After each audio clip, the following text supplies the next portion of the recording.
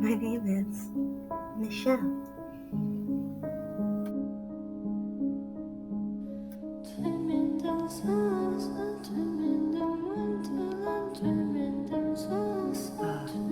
I knew it. You are the one. What?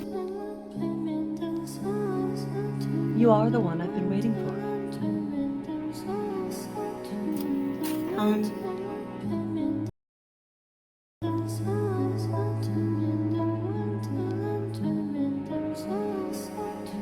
I've endured so much in anticipation of this moment.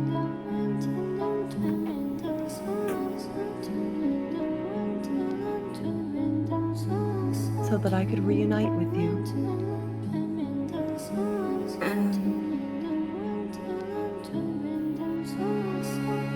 You came to this place to see me again, did you not? Held tight to those wonderful memories until you could make it back to me. I never gave up hope.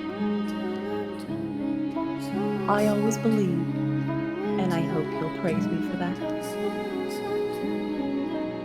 And I ask you to please say my name.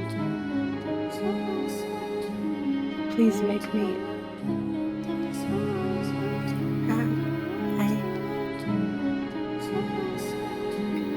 don't know anything about you.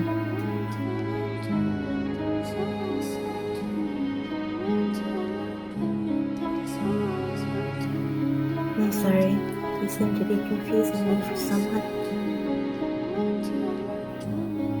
you've never met before now.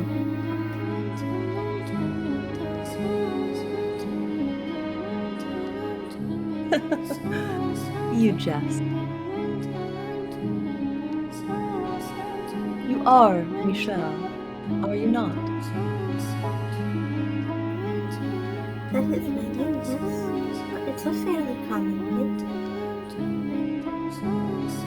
Surely you're confusing me with... That cannot be. That white hair, white skin, those red eyes. And that name, the name of the Archangel. Everything about you is the same. How can you say you are not my Michelle?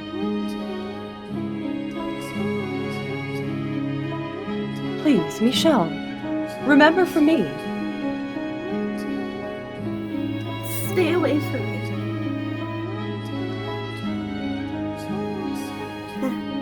I'm sorry. I didn't mean to be rude.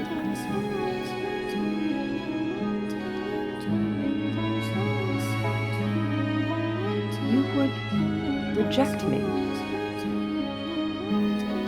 I'm so sorry. I honestly don't know you.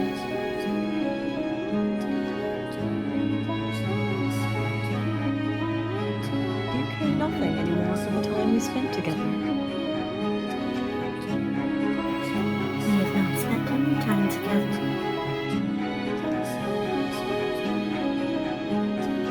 You would deny everything. I'm sorry. I see. I see. So you feel nothing from me anymore.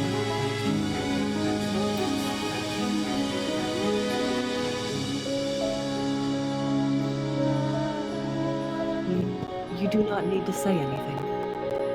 I understand.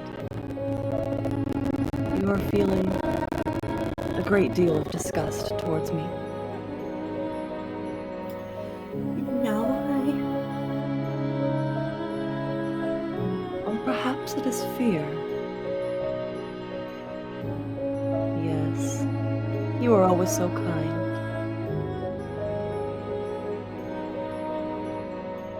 You would not easily allow yourself to succumb to hatred.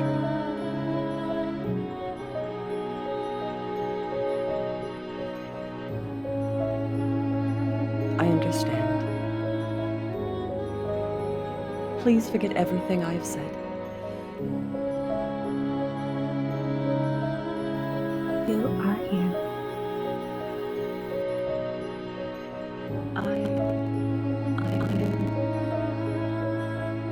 I am but a simple maid, nothing more.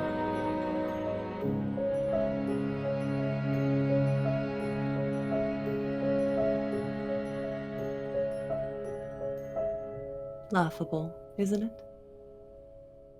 I no longer recognized Michel as anything more than a concept. Man or woman, elderly or infant, as long as they had white hair, red eyes, and the right name, they were you. I needed anything I could get.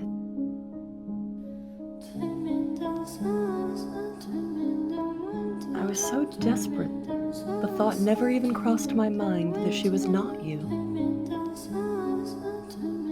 What do you think, seeing me like this? That I'm helpless and hopeless?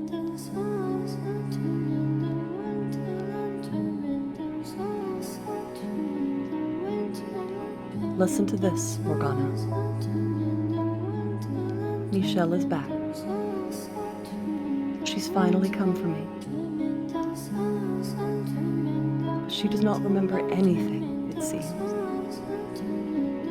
Not me, not our past, nothing. She saw me and was afraid, in fact. Are you listening, Morgana? Cristina, car for CJ until she's here. Okay. Ah, darling devoted Giselle. You poor, pitiful soul. It must have been quite harrowing. Don't worry, you still have me. Besides, this might not be your only chance. As long as you continue on, Shell could appear before you again.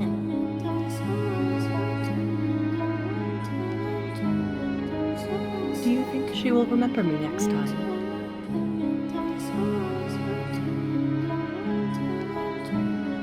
I can't say. It's up to Michelle. You do have another option, though. Forget Michelle yourself. Seek out a new master. Someone who can be yours.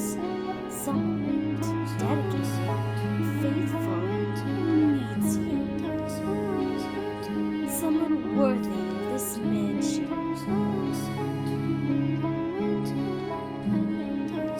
Someone who needs me. That's right. Michelle didn't need you after all. It's alright. Don't worry. You have plenty of time.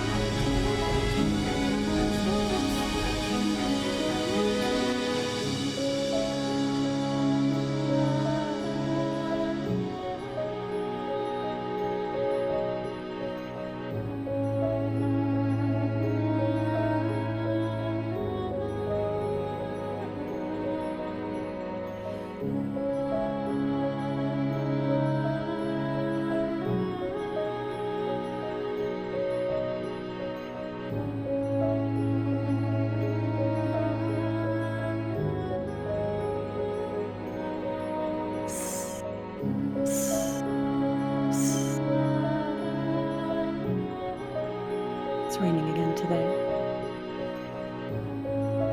I kind of wonder what happened to him after he fled from the mansion. Although, I suppose it doesn't much matter to me. The witch is surely watching him.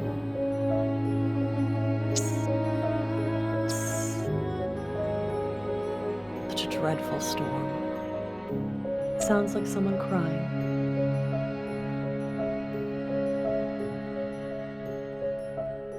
I was, at that point, completely out of my mind.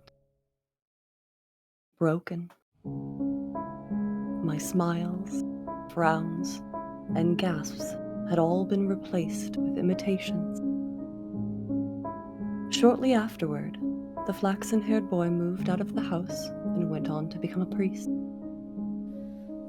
The girl fell ill a few years later, her disease eventually taking her life. But the boy never once returned home. The Rhodes family crumbled. I couldn't bring myself to grieve for them, or to reflect on Hayden's sorrowful end. I simply waited for time to begin moving once more.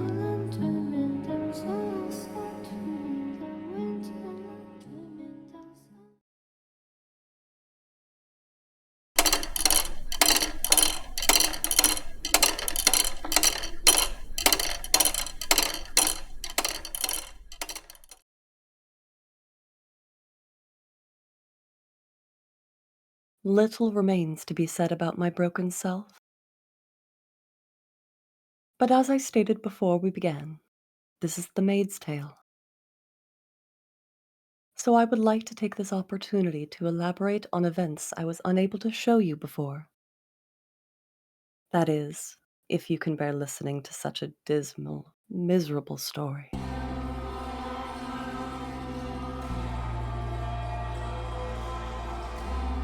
I already told you of my meeting with the beast, so I will begin the second tale from here.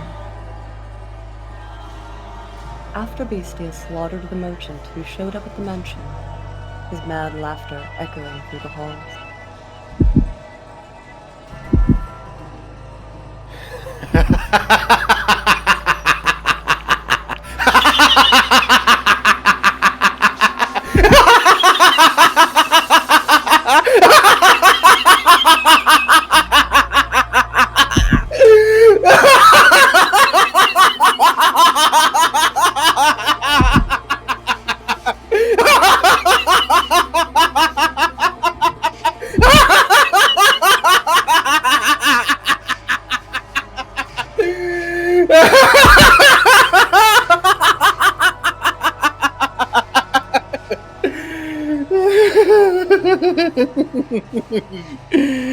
Hey, did you hear that?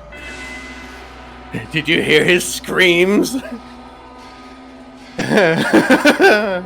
He said I was a monster.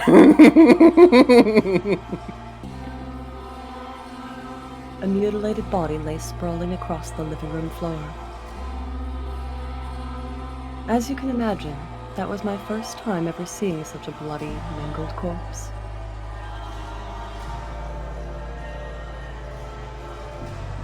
I could not look directly at it, so I averted my eyes.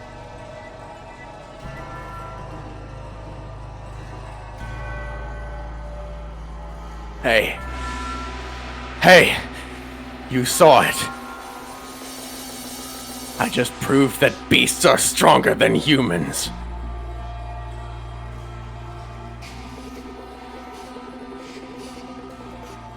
Indeed you did.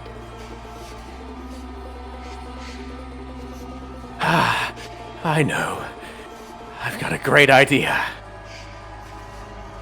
You asked if I wanted to become the master. And I said I did.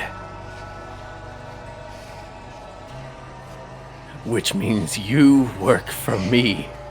Isn't that right? So you'll do whatever I tell you to do, won't you?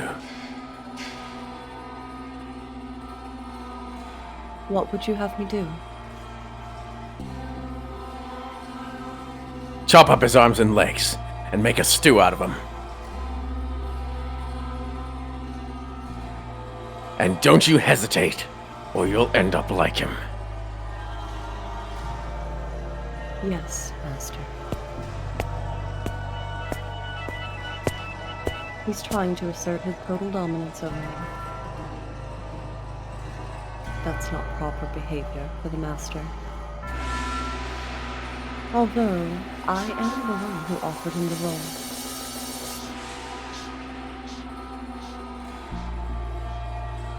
Do it!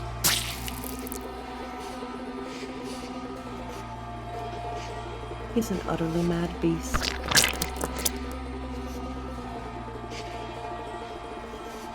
But am I really all that different? There's blood all over my hands.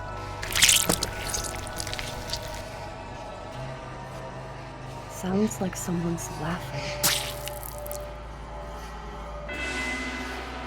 Is it him? Or is it her?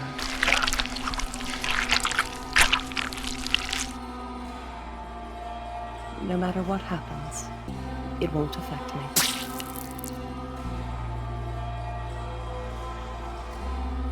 The cocoon is not the real me.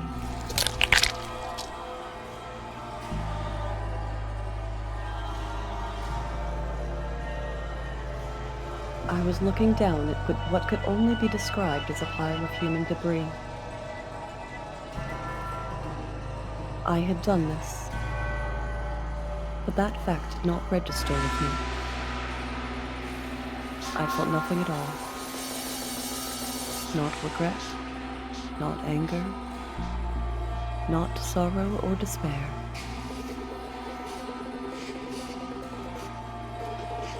Put it on the fire. He said he traded in spices. That should give him a very unique flavor.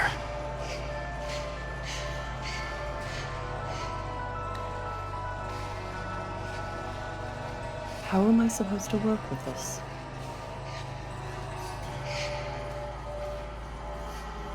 I was, quite simply, puzzled. No one had ever made such a request of me in my hundreds of years at the mansion. That's all I was, puzzled. But he interpreted it as hesitation or fear. So he grabbed me by the shoulder,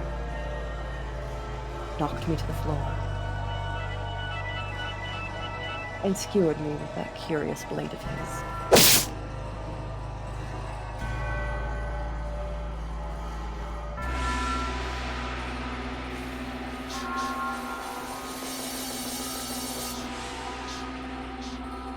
For the first few moments, he wore that deranged grin of his, but as the seconds passed, it slowly transformed into shock. Not a drop of blood spilled from my breast. And the instant he realized it, I saw revulsion in his eyes. Him, of all people. A man who cackled as he slaughtered others, was disgusted by a mere maid. It was absurd. So much so, I almost wanted to cry.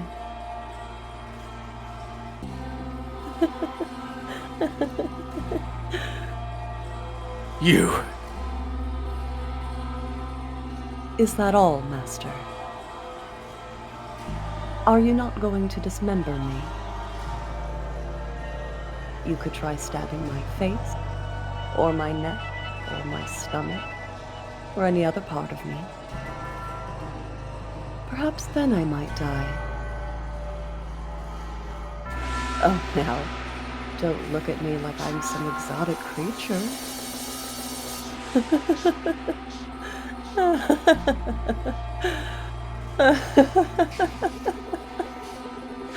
Stop that! Quit laughing! Why should I? My only distinctive feature is my smile. I have nothing else. My hands are covered in blood, but I can still smile.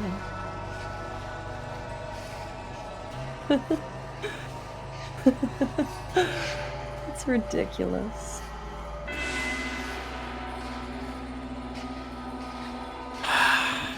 I get it now. You're the witch, aren't you? Ah, I see. Only monsters ever had a place here. Every so often, I hear a woman's voice in my head. That's you, isn't it? You're the witch! Monster, witch, maid. What am I? Who is Giselle? Michelle said she was spirited, true to herself. That she often laughed and cried and shouted.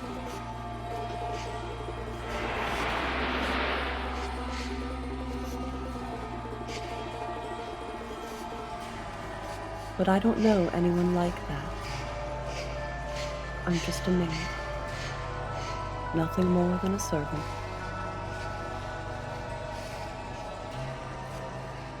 The woman's voice he had heard was probably the real witch's. But I had no interest in that.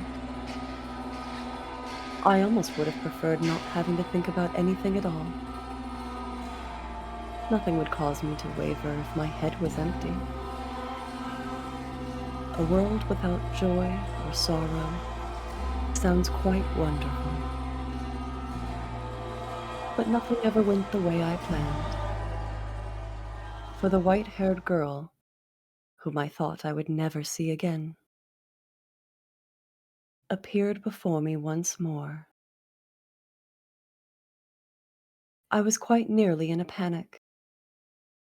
Beneath my perfectly practiced smile was a veritable storm of emotions. Faint hope flared up within my shell. Perhaps this time, Michelle would remember me. But that hope was, unsurprisingly, in vain.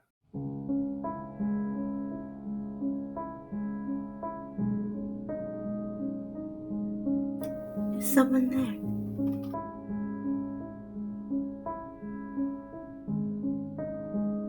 Yes, I came by to ask if there was anything you needed. I cannot offer you anything extravagant, not like before, but I am here to provide you with anything in my capacity.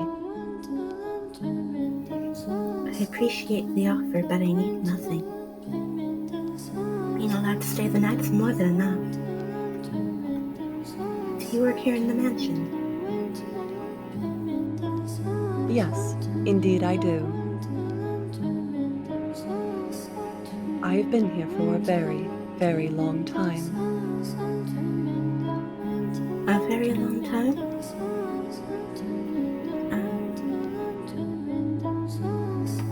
You might think that's an odd question, but have we met before?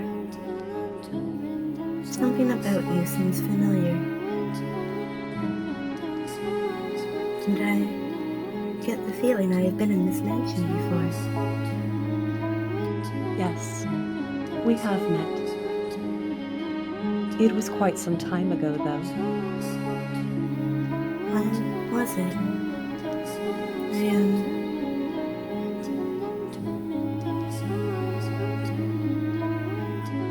It was an unimaginably long time ago. Do you remember a boy and girl with flaxen hair? Flaxen hair. I apologize. My memory fails me.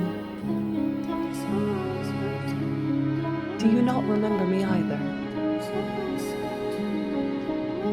I was afraid of this. She doesn't remember anything this time either. But I will not be so pushy this time. I could not bear to be so blatantly rejected again. I see. You should probably not push yourself to remember them. There were joyous times and there were less than joyous times. But would you be so kind as to answer one question? What might your name be? My name is Michelle. White hair, red eyes, and the name Michelle. Why must you continue to bring me pain? Why can you not set me free as you were supposed to? I see. So you are Michelle again. Again? You should get some rest. I will make tea for you in the morning. Also,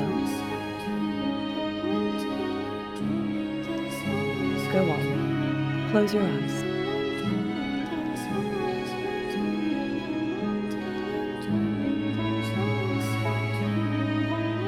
The white-haired girl lay so quietly in her bed, I could not tell whether she was asleep or awake. Even the sound of her breathing was too faint to hear. Standing over her, looking down at her, the locked-away despair and wails of lamentation I thought myself no longer capable of came bubbling back to the surface. But can you honestly blame me? I have been waiting for Michelle for so long. She was the one thing holding me up. She was the only thing keeping my broken self from falling apart completely. Yet she claimed not to remember me. Did you pity her, having to go through tragedy after tragedy? But every time she showed up, she said she did not know me, bringing me more and more grief. I had been waiting for hundreds of years. Waiting for her for so long, my mind slipping away with every passing day, waiting and waiting and waiting. My apologies. I have to be careful, or I'll slip back into what I was then. If you weren't here holding my hand now, Tell me, you are Michelle, aren't you? That's a relief to hear. Yes, thank you. I'm all right. Do you think I'm as muddled as I feel? Let us return to the tale, then. You don't know what it feels like. You don't know how much it hurts for someone you've waited so long for to say they don't know you. You have no idea how much it crushes me. Rather than feel like this anymore, maybe I should just end it all with my own hands. I reached my hands out towards her slender neck. I was not an especially strong woman, but I thought even I would be able to suffocate her with relative ease. She was blind at that, so she wouldn't be able to run.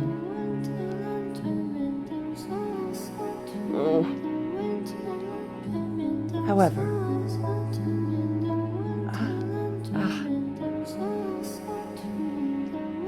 that was one thing I could not bring myself to do. I can't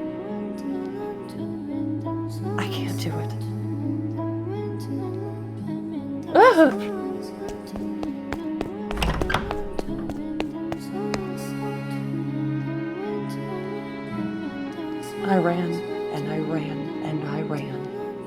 though I knew I had nowhere to run, plunging myself into the mansion's darkness. I did not want to be there any longer. I did not want to have anything to do with her. But being an inhuman inhabitant of the house, I could not close my eyes or plug my ears to what was happening within its walls, as much as I may have wanted to. It didn't matter where I was. I had no say in the matter. I was forced to observe the events until their tragic conclusion. Twisted, bloody madness. Their wretched wails creating a whirlwind of misery. When it was all over, Morgana cackled like a little girl.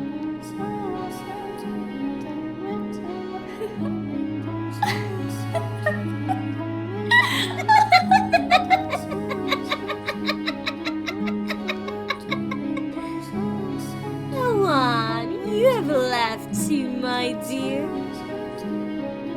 There's nothing in the world better than this. He was a beast through and through. What a fool he was to think he could become human. I love it. He destroyed everything he had with his own hands. Then couldn't even manage to mourn for it. Quite the unfortunate fate, wouldn't you say? Go on, laugh with me. Laugh with me, my darling, devoted Giselle. Michelle is dead too, though. That's the amazing line. Oh, whoops. Michelle is dead too, though. Your word about that tiny little detail? She'll show up again, of course. So you don't need to worry about a thing. You don't need to feel bad about any of this carnage. Rest easy, my darling, devoted Giselle. If you say so, then I shall not be concerned.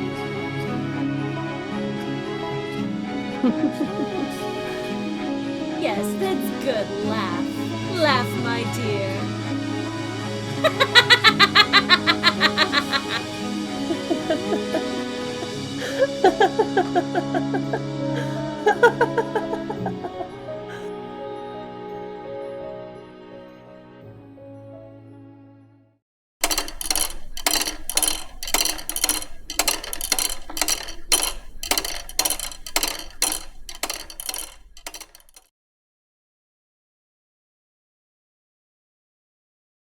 I apologize for making you listen to my dreadful stories for so long. You must be quite wary of them by now. But worry not, for this is the final one. And despite being the end, it is neither dramatic nor exciting. It was a single phrase, the most insignificant of things, that caused me to completely lose myself and forget I had, long ago, been the woman called Giselle. There was no malice in it. It was but a simple greeting.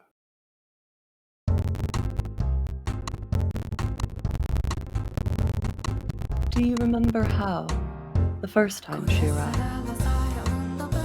Michelle said I had a peculiar presence about me? She felt something there between us. And the second time, she said something about me seemed familiar. She did not remember why, but her soul recognized the bonds we shared. So I assumed the next time she showed up, she would feel something even stronger. Or perhaps even have her memories.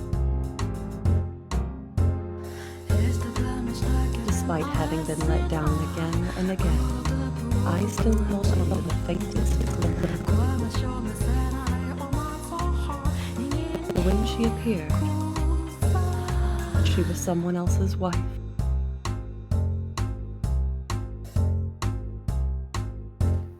Hey, Ed Maid!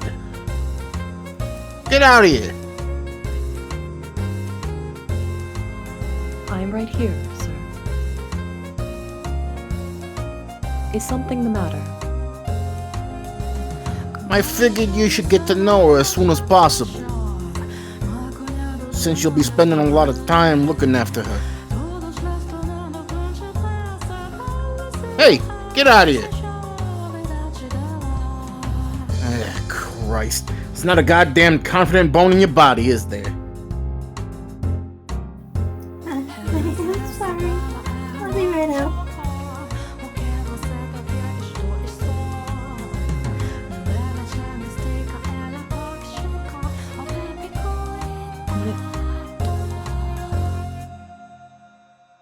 The first thing she said when she saw me was, It's a pleasure to meet you. "It's a pleasure to meet you." What had I spent all that time waiting for? It was all for naught. It was all meaningless. In this era, she felt nothing at all for me. In retrospect, it makes enough sense. But for me at the time, that was the end.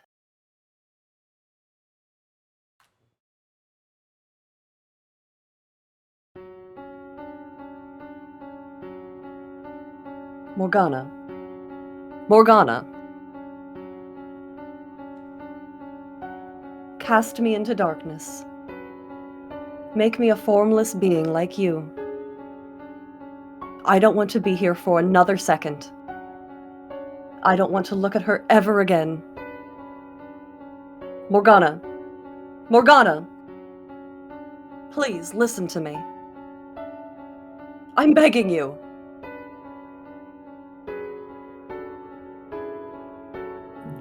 Now, what's the matter, my dear?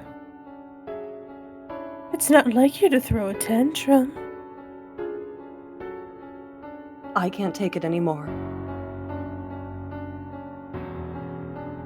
I can't do this. Michelle again? CJ, maybe use a voice closer to the one you use in Requiem. Requiem? Wait, what do you mean? You use a different voice for Morgana in Requiem. Oh, okay. Michelle again? Oh, you poor thing. Good. Betrayed 3 times now. Morgana. You pitiful girl. Don't groan like you're having a bad dream, my dear.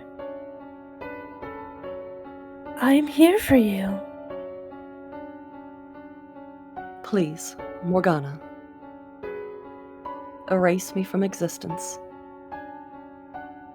If you go away, then I'll be all alone.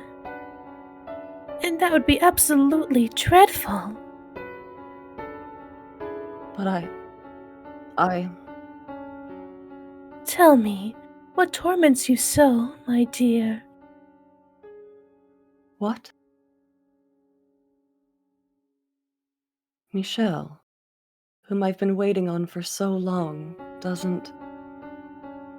Oh, you poor thing. You spent so long riding the currents of time that you've lost sight of yourself. What? You've convinced yourself that someone else's story is your own. Someone else's? Yes, indeed. It was such a beautifully tragic tale, you fell in love with it.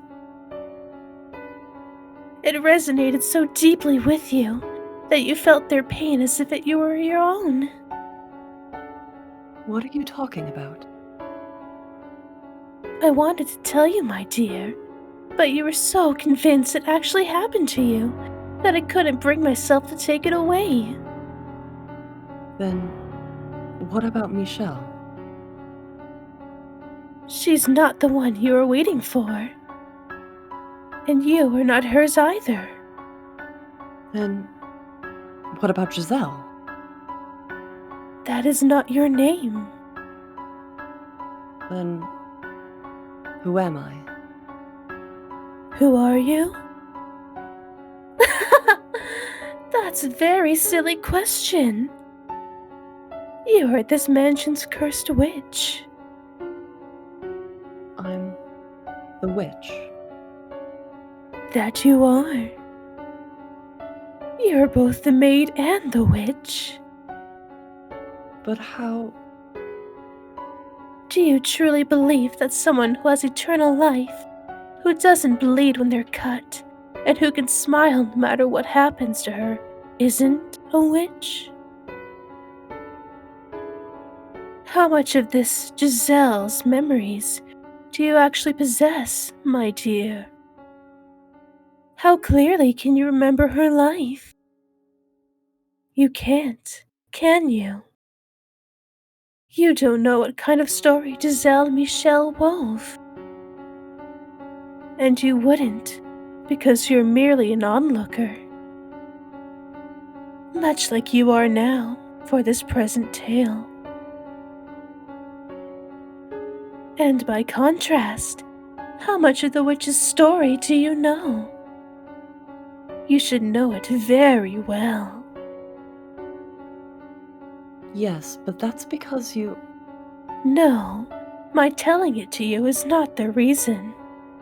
The details are rooted deep within your memory. Then I'm... That's right. You are the cursed witch Morgana. But you... I am you. You split into two because you refuse to accept who you are. Think about it. Have I ever shown myself to you? Have I ever shown myself to anybody? That's why. I'm the witch. That you are.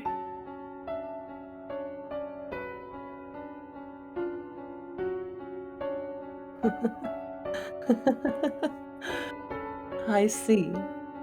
It all makes sense now. Everything has fallen into place. There's one thing I still don't understand, though. This story I was so enamored with, Giselle's and Michelle's story. What kind of story was it? I'd be glad to tell you. You look like you're ready to know the truth.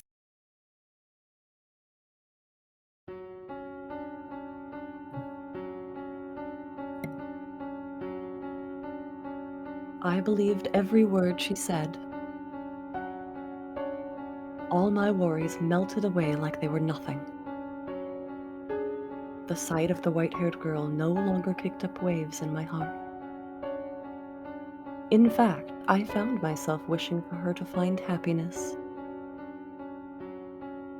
I was an observer, watching and hoping for the best. The tragedy that befell her did sadden me, but I felt bad for her like I would a character in a story.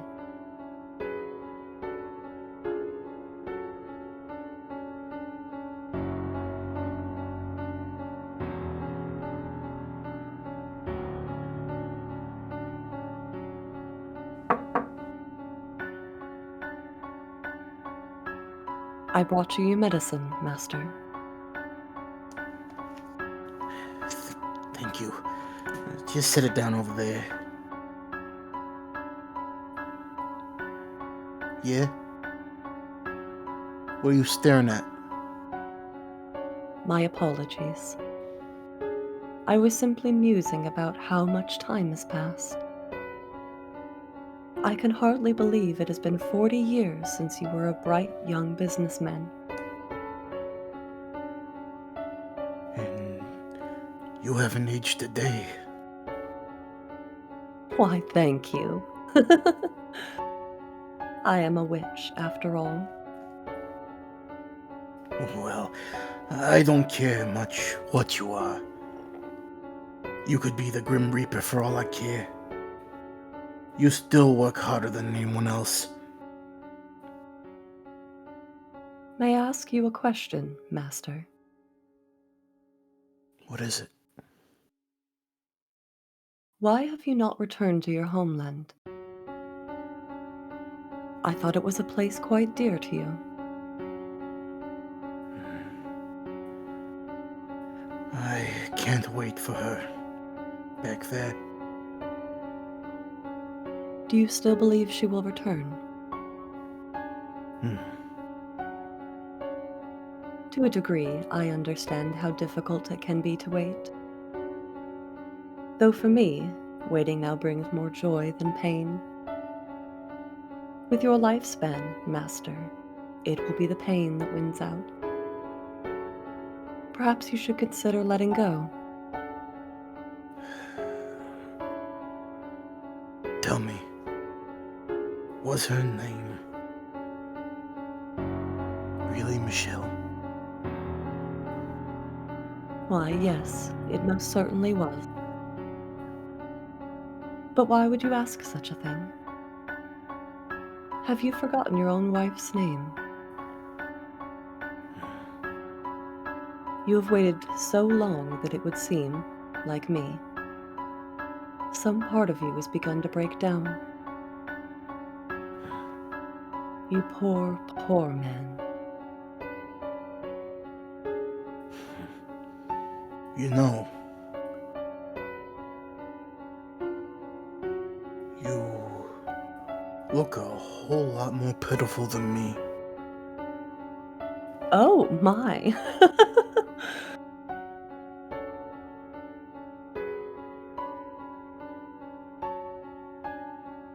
Ma, go ahead. Don't use your Maria voice, though. You are. What has you in such a flurry, my dear?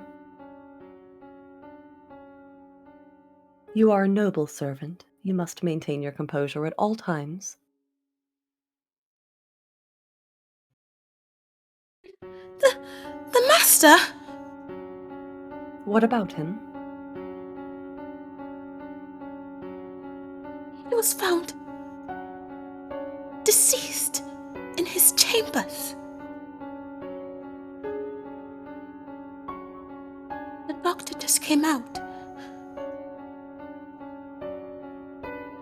He said it was his ailment. And it would seem the master knew his time was short, for he left a will.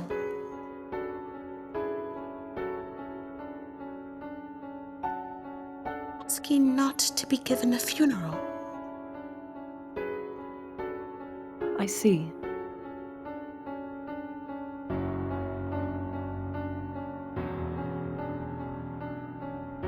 I feel kind of bad for him, though. Not only did he not have anyone at his side for his final moments, he didn't want to be sent off at all. Isn't that sad?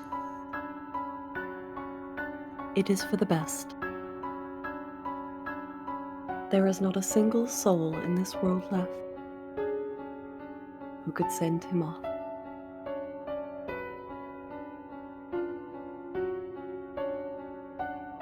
With your era drawn to an end, this mansion will soon return to existing nowhere in this world. I wonder what the next one will look like.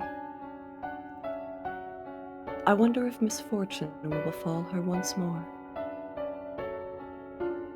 That would be quite regrettable. Perhaps if I could convince her of her tragic fate, she would be willing to disappear from this realm with me. And if she wishes to fight that fate, perhaps she will become my next master. Calling her master seems inappropriate, but I cannot think of a word that fits better. I eagerly await the next era. Please do not keep me waiting for long, Master.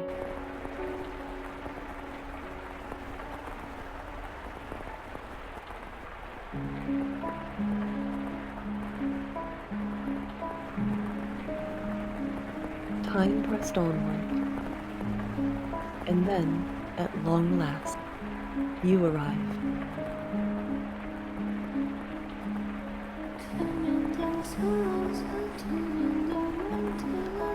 Oh, splendid. You have finally awoken. I have simply been waiting so long for this moment. Tending to the mansion all by my lonesome, ensuring it was ready for your return, Master, whenever that time may be. When I caught sight of you through the window, my heart fluttered. The time had finally arrived. Oh my, you do not know who I am. Do you not know who you are, either? That is quite the predicament. Then how about this? I am a servant of this mansion, and as such, I am familiar with the many incidents that have taken place here. I shall show you the history of this house, Master. Let us be off, then. And fear not. I merely entreat you not to let go of my hand. Should you hold it tightly, you need not worry about being washed away by the waves of history. No matter what happens, you mustn't let go of my hand.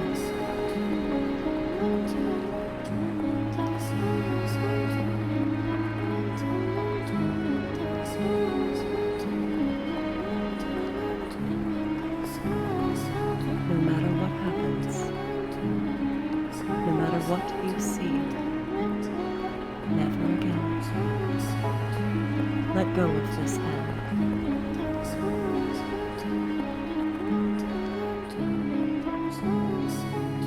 That is everything.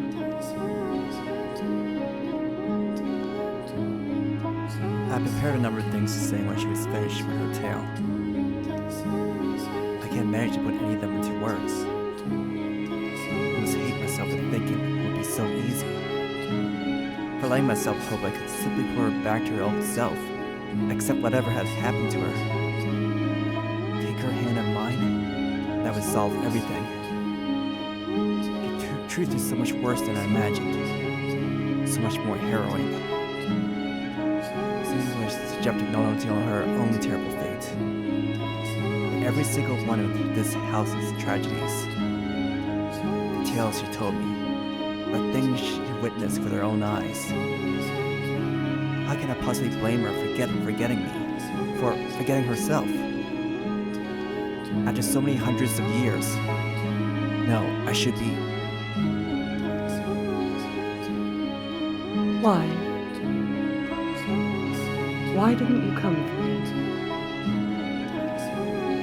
I couldn't have returned before she was so far gone. Why? Why did you show up now? Giselle, you opened the door to my memories. I now remember everything. But I didn't want to remember. I didn't want to be reminded of all those empty years, of the people who passed on, leaving me behind, of you who refused to show up no matter how much I did. I'm not the Giselle you knew anymore. I may have my memories, but I cannot go back to that time. My hands are stained with blood, my soul worn thin. The girl who would laugh at the simplest things, who would tell silly jokes and wasn't afraid to speak her mind, doesn't exist anymore.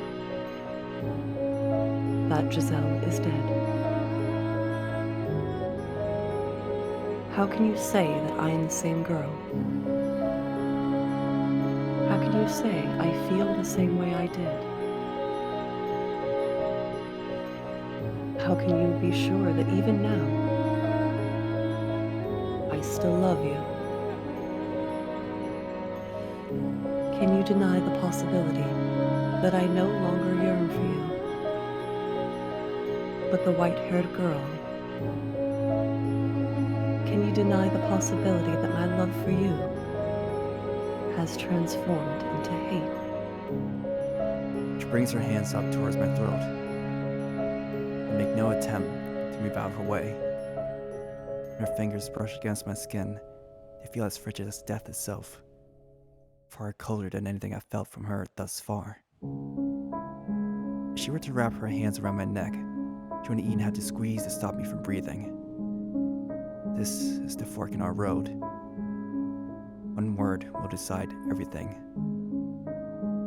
I don't have much time.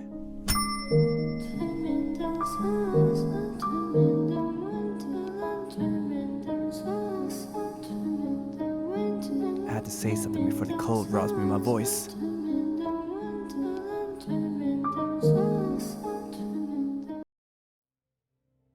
Of course, I'll deny it.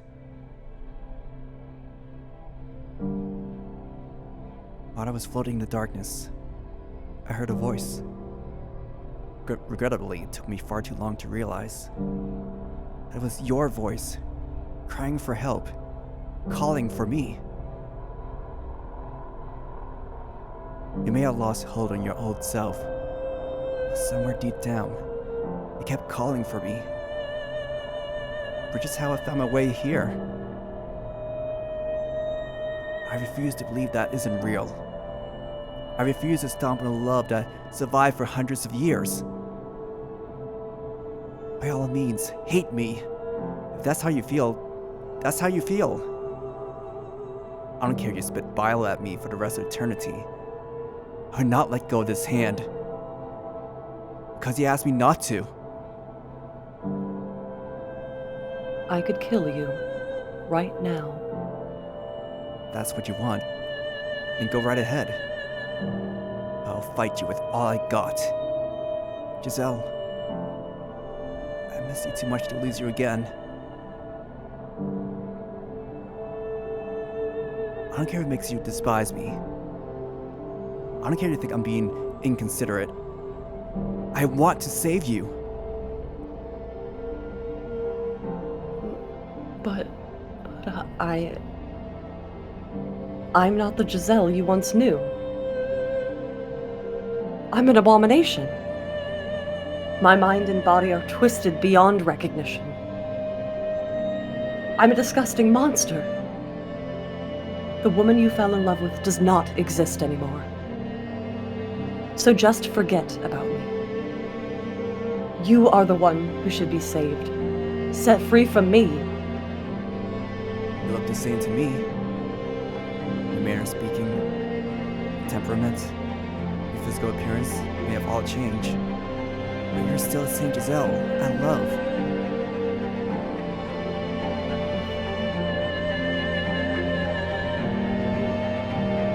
You should never have done anything for a foolish girl like me.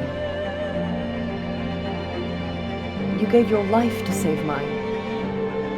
and I hated you for that. I never once considered how you felt with those knights pointing their blades at you, or what drove you to allow me to live. I should have, but I didn't. I was the one who trusted the witch. And yet I complained when you never showed up. I unfairly resented you for it. I'm a horribly self-centered person. You'd be so much better off with someone pure and unburdened, with all this nasty suspicion and doubt and animosity. You would be so much happier with someone like her. Giselle. You've been paying attention, haven't you? You were there for all the tales I told you. For everything that has happened up to this moment. So you should know just how loathsome a woman I am. Too weak to even keep herself together. No, Giselle. I'm nothing compared to her. Giselle! See? You haven't changed one bit. You still get louder and louder the more you lose your temper.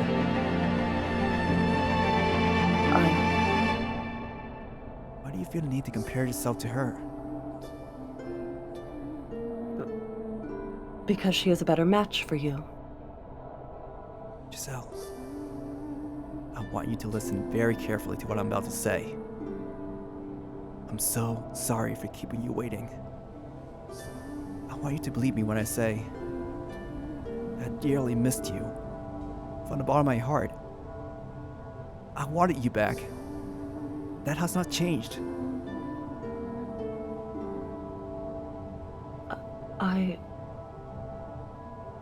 Believe me. I love you.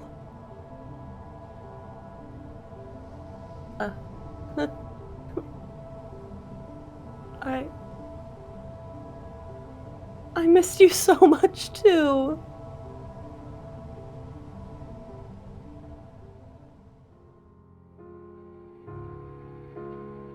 She leaps into my arms. She's just as cold as ever. Her warmth-deprived body feels like the embodiment of all my mistakes. I wrap my arms around her. I'm immediately filled with unparalleled relief. Inside she sobs into my chest, her body cold as ice. Then, the darkness parts.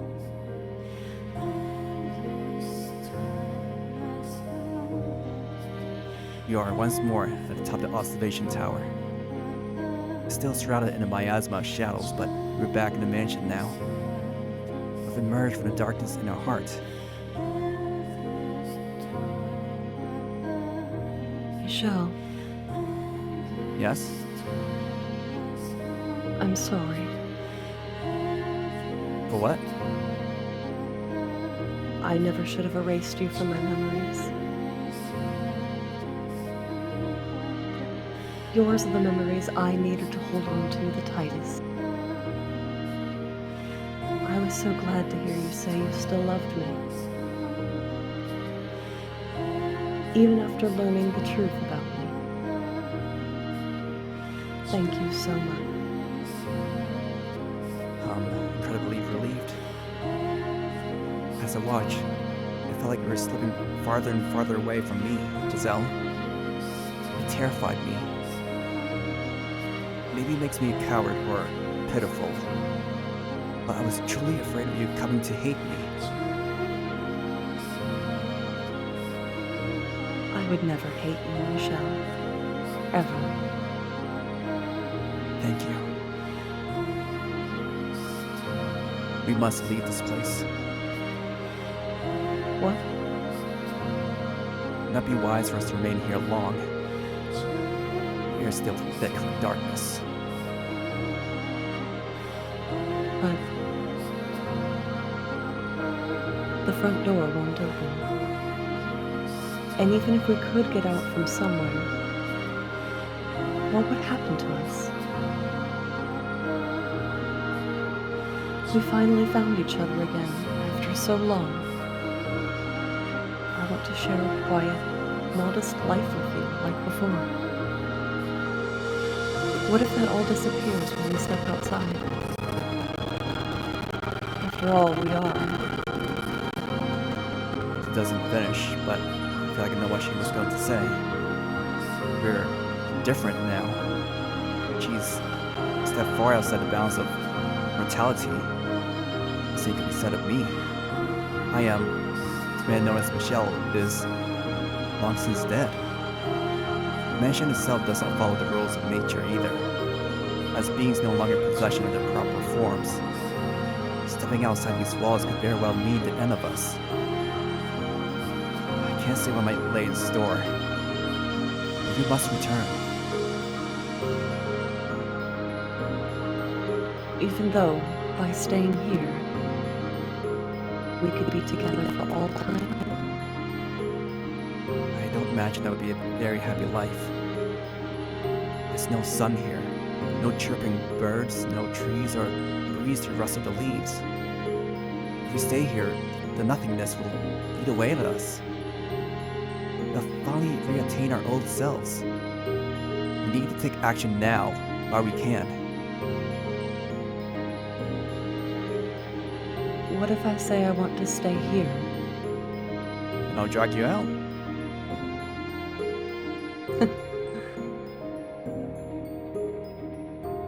It's almost like we've switched places.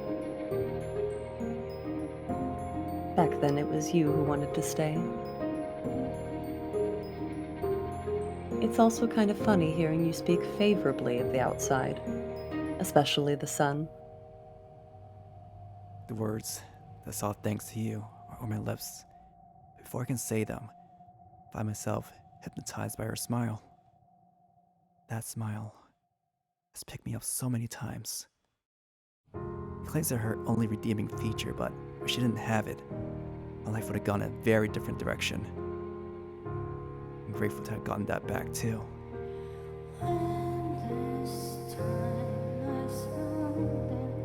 Say, we're in the middle of a very, touching reunion, wouldn't you say? I suppose so, yes? And wouldn't you say there's a certain way these things usually go? Huh? Are you really going to make me say it? I was, hoping you might perhaps kiss me. What? What? Oh, seriously, what? Where did all that boldness from a second ago go? What happened to all that momentum you were building? Yeah, about that. I think it might be more appropriate later. Later? How much later? After we find an exit. We're, in a hurry. You're just making excuses because you don't want to. I swear that's not it. Giselle, let's say that for when things aren't as crazy. I can't relax and enjoy it right now. What are you, 12? Oh, hush. Alright, fine. But you'd better keep your word, got it? Promise. Let's go then. Let's find our way out of the mansion. There, our frozen time should begin moving again. That's hopefully where our future waits. It will be. No, we'll make it so. Yes, we will. To leave the mansion, to release our souls as well. In doing so, to finally provide deliverance. So we mustn't hesitate. To end all of this, for both of us, we must start again. This is where we...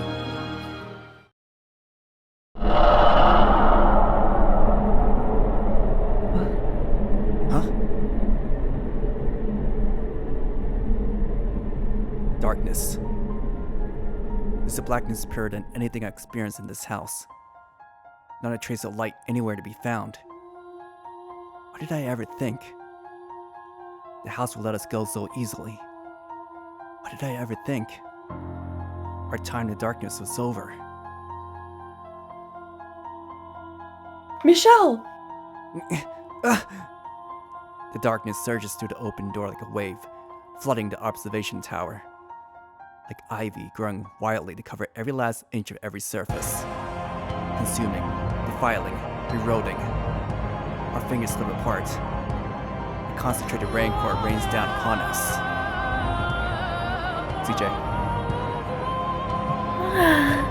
How hideous a world this is. No! Michelle! Please, please.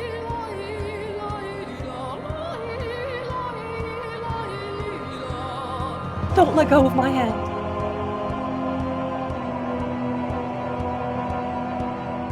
Giselle!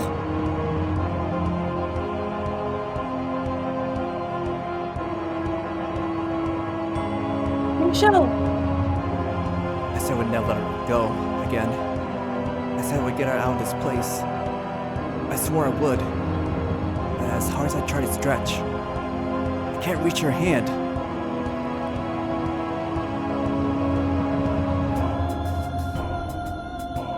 Help! Michelle! I can't move. I can't move my body.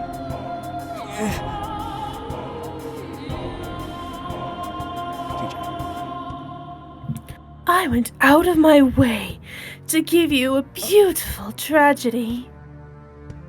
So why must you so stubbornly insist on this ugliness? The more you struggle, my dears, the thicker and more palpable your filthiness becomes.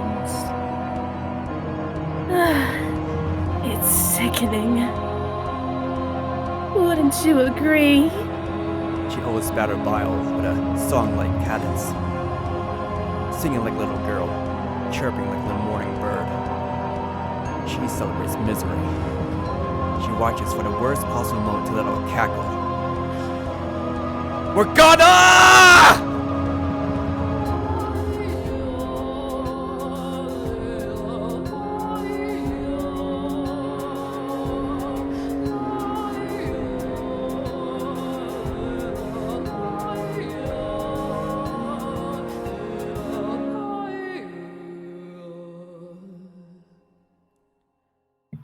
I swear, you two are hopeless.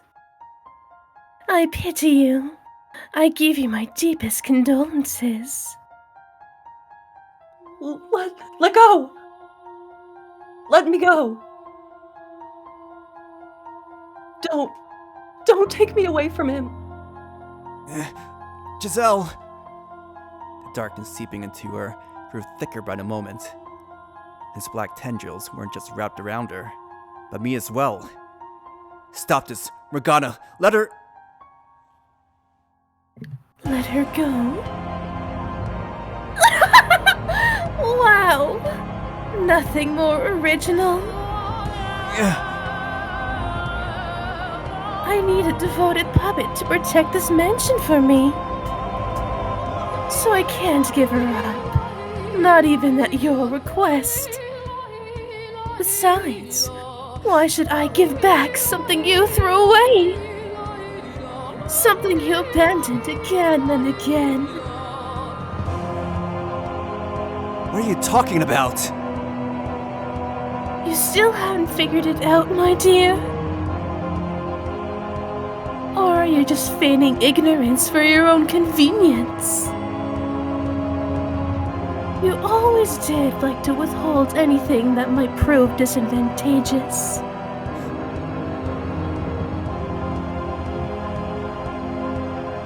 Michelle! Giselle, give me your hand! Reach harder! Reach as hard as you can! Grab my hand! I can't do it. It's like I'm tied up. I can't move at all. She's right there. She waited so many hundreds of years for me, finally managing to reclaim herself. She's right there. So why can't my hand go any further? Why can't I reach her wrist, her hand, even a strand of her flowing hair? Why can't I get her back again?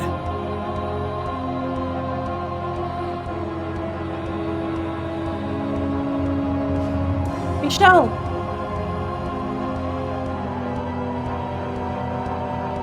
Her voice is growing fainter, more distant. The darkness surrounds her, taking her away from me.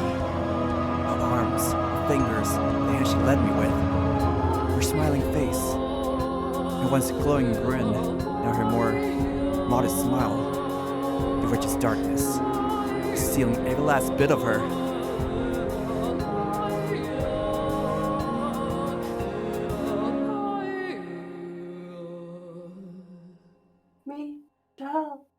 Michelle.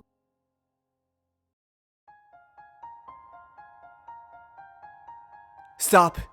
Please, don't do this. Take me instead of her. Why does it have to be her? Why her? Morgana!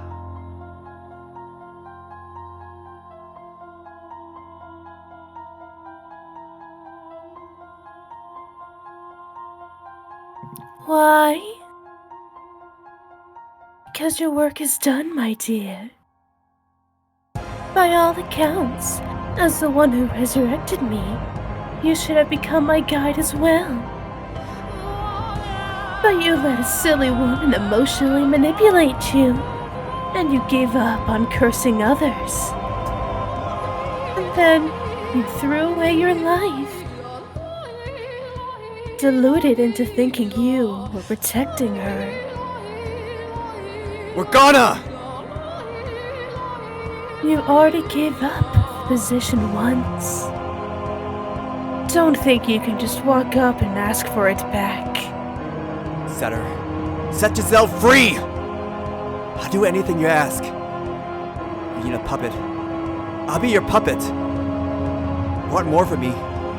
It's yours for the taking. I can't leave her to remain in this cursed house any longer. You certainly have let your obsession for this girl take its toll on you. I much preferred the old, pessimistic, cynical Michelle. It wasn't until I met Giselle that I truly became human. She made me into what I'm supposed to be. I can't lose her again. Is that so? Well, you'll come to the harsh realization soon enough that everything you saw in her was just a facade. It was not. Alright then. If you want her back so badly, you can have her. But in exchange, I want you to entertain me. Will you endure maddening agony for me? Will you know pain enough to make you howl? Will you face despair again and again and again? If you need her that badly, you can bear anything, can't you? That is what you want from me. I will allow her to see the sun once more. Brilliant!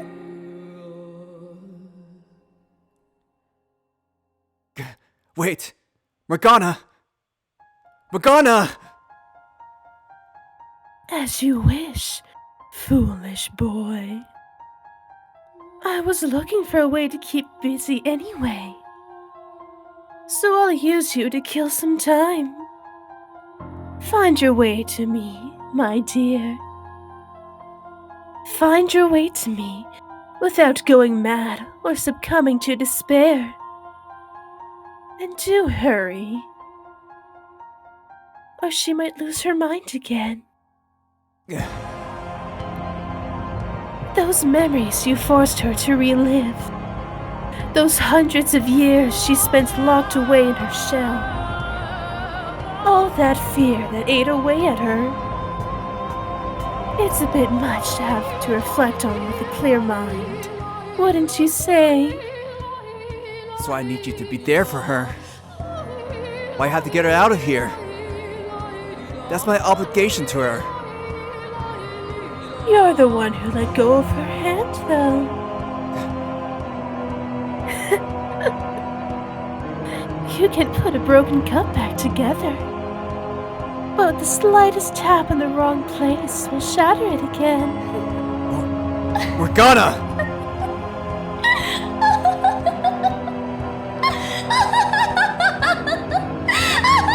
The witch's cackling fades into the distance. Outstretched hands completely enveloped in the shadows. I can't even make out the faintest outline of it. Can't tell if I'm sinking, floating, being pushed along some invisible stream, or falling with incredible speed. My eyes are open, but I can detect nothing. The complete lack of sound is almost painful. Nothing, anything, anywhere. Void. Consciousness begins to drift. Vague remnants of the feeling of her hand in mine are my only link to reality, my one and only landmark. Giselle. I must get her back.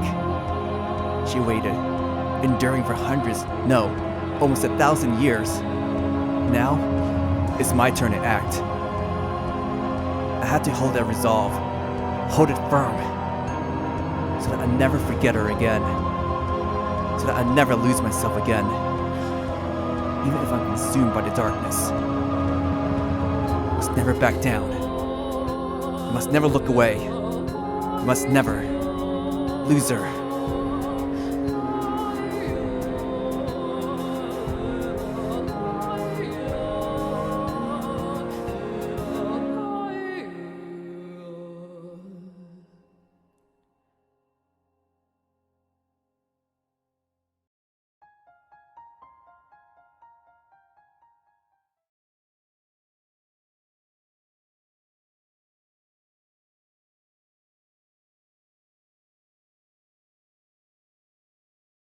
Hey, Master. Hello? Is anyone in there? Master?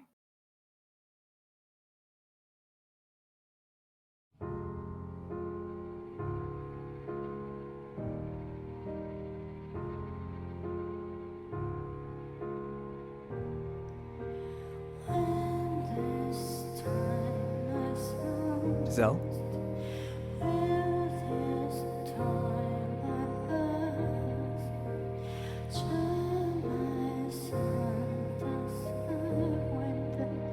I can't hear anyone.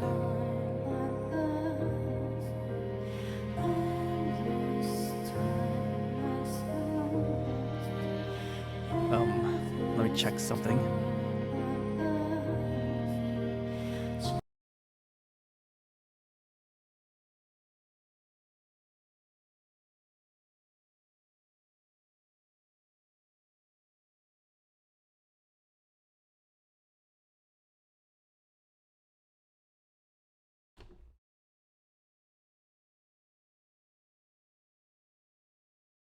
Oh, there we go.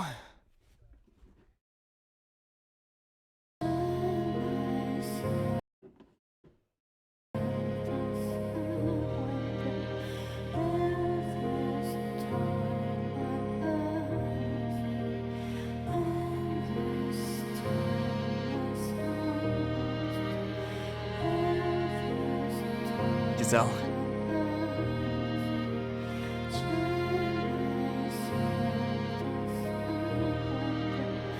Go ahead, Giselle. Oh, right.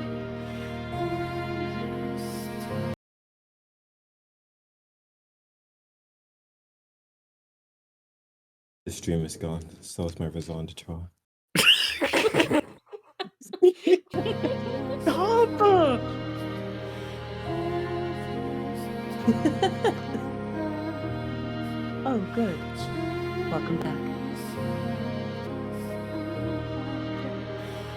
What's gotten into you? You can blame Discord.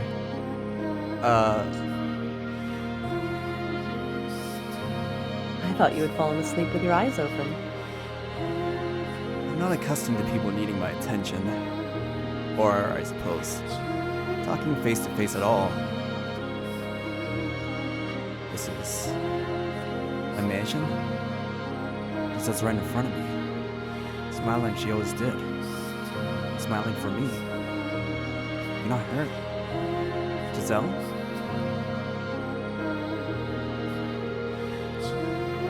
You have been alone for 10 years. But now I'm living here with you. So what do you say we do a little practice conversation? Practice conversation? What exactly do you think I am? Yeah. No offense intended. I just thought it'd be nice if you had more back and forth skills. So in short, you're saying I'm such a poor conversationalist. I need training? Hey, don't get so snippy. That's not what I meant. I'm saying we don't talk enough, and I want to talk to you more. It's fun. No. It's an old memory. When Giselle first returned to the mansion. We're just starting a new life together. And we're still feeling around in the dark. What exactly would you like to talk about then? Each other, of course. I have nothing to say. Now. Let's not be rash. It can be anything. Things you like, things you don't like. Start with something small, insignificant. Does that serve any purpose? It does, yes. The more you know about someone, the closer you feel to them, and the better friends you can become. Is that how it works? Now that that's out of the way, ask me something. Ask me anything, and I'll gladly answer. Your eyes lit up like a child's. But you're really so eager to converse with me? I don't believe it. What's the matter? I'm ready for anything. Very well. I'll ask whatever comes to mind. Go for it. Get some echoing for someone.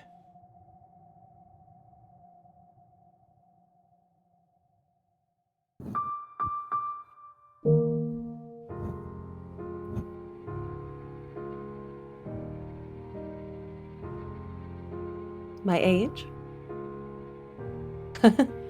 Take a guess. Thought she would tell me anything.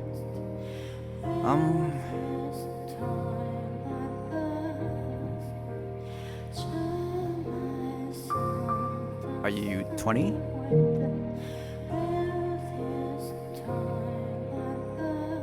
Wow, you're exactly right.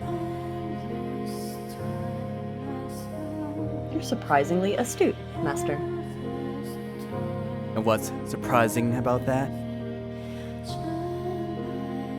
I didn't expect you to get it on your first try. Have you been secretly watching me? Oh, Master, you're making me blush. Why the silent death stare? I'm struck with an overwhelming urge to hurl you out a window. Oh, you're no fun. Okay, it's your turn now. How old are you, Master? As I recall, I should be 27 this year. Oh, wow. You're much older than I expected. What do you expect? You are very mellow, like I would expect of an older man. But every once in a while, you give the impression of a teenage boy.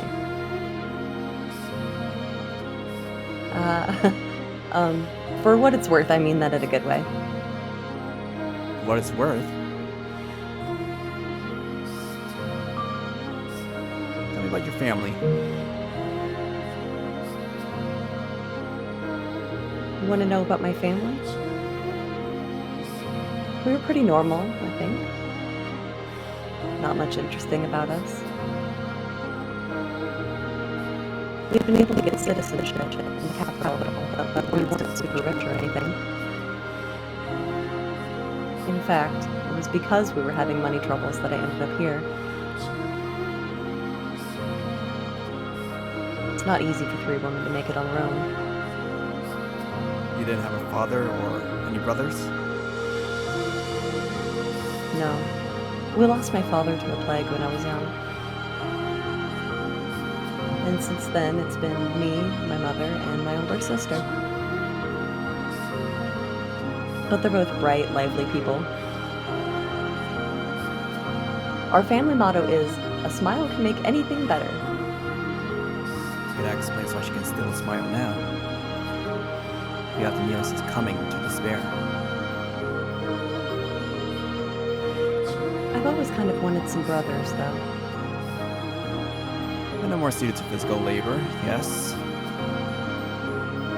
Not quite what I was going for. I feel like, I don't know, the kind of things you would ask a brother and sister for help with are different.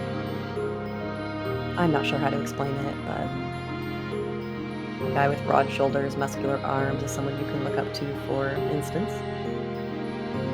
Someone who looks like they'd always keep you safe. Never been betrayed by family, it would seem. Can't you imagine family hurting her? She has no idea.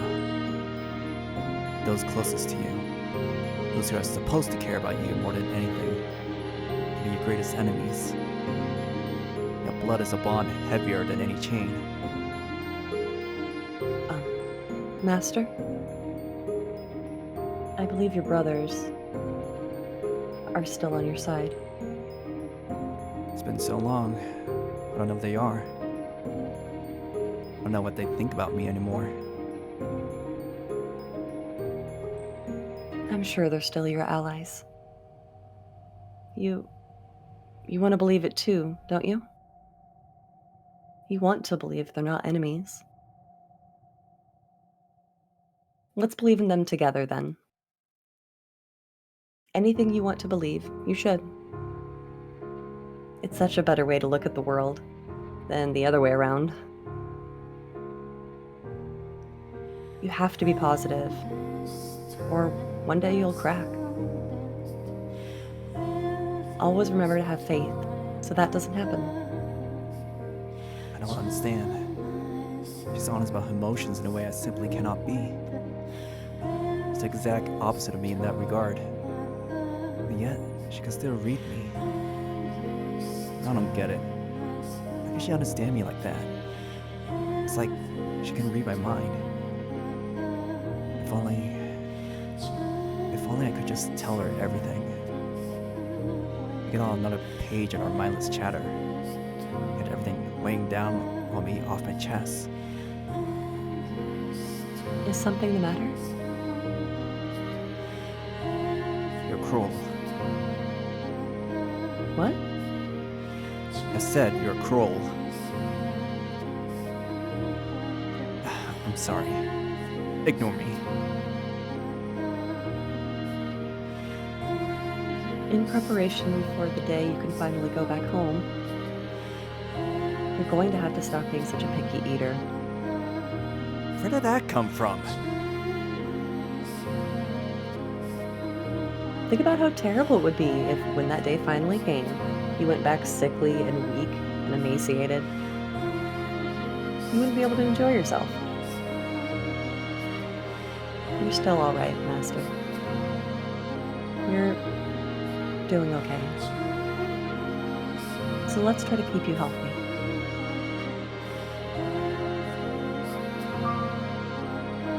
Tell me your preferences. Wow! How very forward of you. Huh? Good-tasted men is the last thing I'd expect you to ask about, Master. I don't recall specifying people. Now, don't fret the details. It's only natural to be curious, so let's make it about that. That's the last thing I wanted to talk about. All right, then. Tell me about your first crush, Master. And I have to start? I never had one. What? No, I'm not buying it. You were living at home until 10 years ago, weren't you? Surely there was someone who caught your eye? There was not. Without missing a beat. Oh, fine. Then I'll go. My first crush was the son of a blacksmith. You missed the part where you asked, what kind of guy was he? This is such a pain. Since you asked, he was a huge, muscular fellow. He was so tall, he would always hit his head on the doorway whenever he came into our shop to trade. Oh, Nice, beefy guys are really great, huh? Make your heart go all fluttery and tight. are you trying to imply I don't have a chance? Oh, I think that was more admiration than love. You know, the way a group of girls would get together and fawn over a popular, good-looking guy? It was like that. So you're saying the buff bastard is popular? Very much so.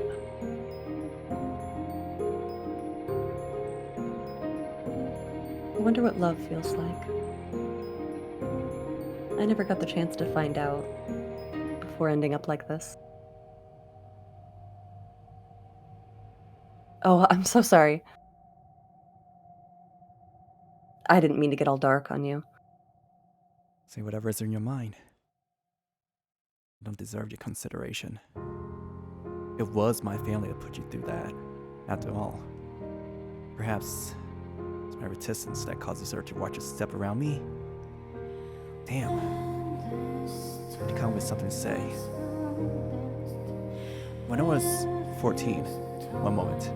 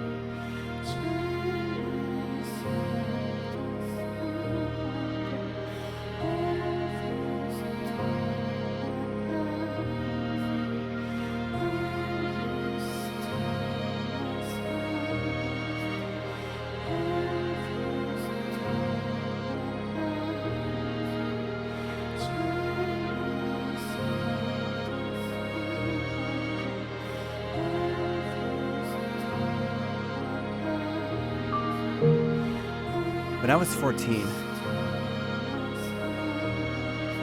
Oh?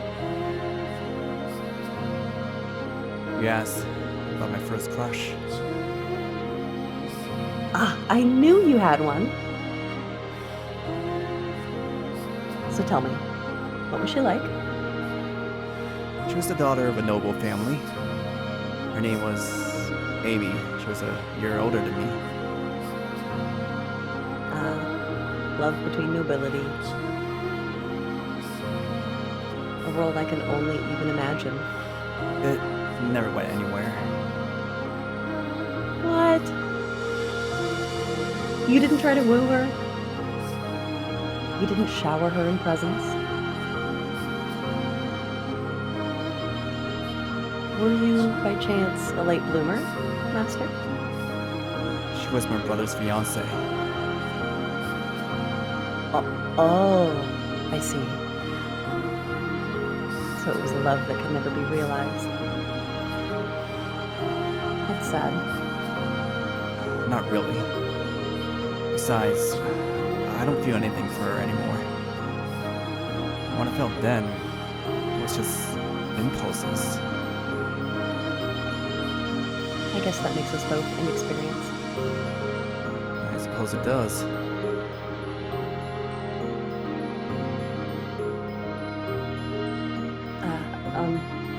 Okay, I think that's enough of that. So it is. You like being here? Of course. I love it here. Being with you, being able to talk to you like this. See? That I don't understand. What?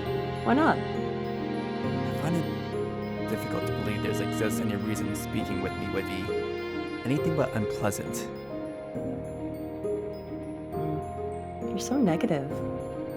Oh, hush.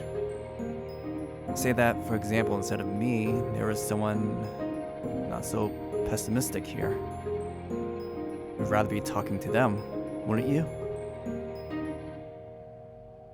I really do enjoy this. Truly. I will admit, my time down in that village was, for the most part, delightful. But, oh, how should I put this?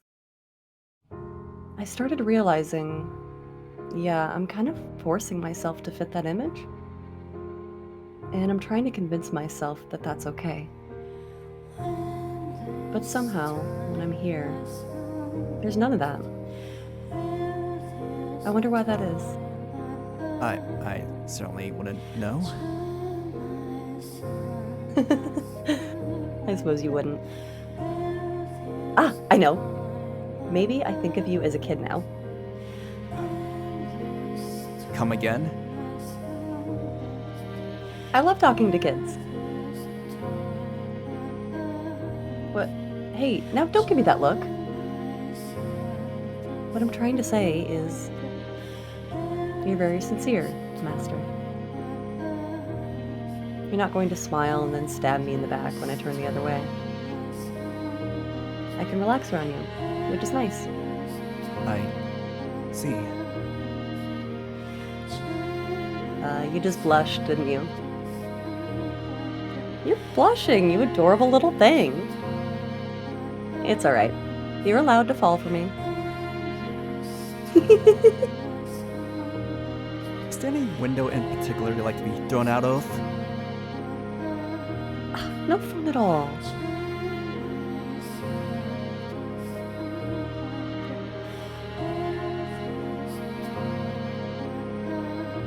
See what I was saying, Master? With just a short conversation, I know you better than I did before, and you me. It's fine and well, but what do I do with that knowledge? Huh? You don't do anything with it. It's fun learning things you didn't know before. That's all there is to it. And what happens when there's nothing left to learn? That's a day I don't think will ever come. People are always changing, growing, so there's no upper limit to what you can know about them. There's always something new to discover. Maybe we'll be here for many more years, or maybe you'll be able to go home sooner than you expect. But either way, I hope we can keep getting to know each other until then. And, of course, if you're open to it, doesn't have to end there. We can continue getting to know each other for years to come. Hey, now, what are you looking away for? What do you think? Just keep throwing me off balance. A few months ago, I was doing everything in my power to avoid her. Yet now that smile of hers seems so oddly enchanting. I don't understand. I'll do my best so that we can make this work. Ah, I'm glad to hear it.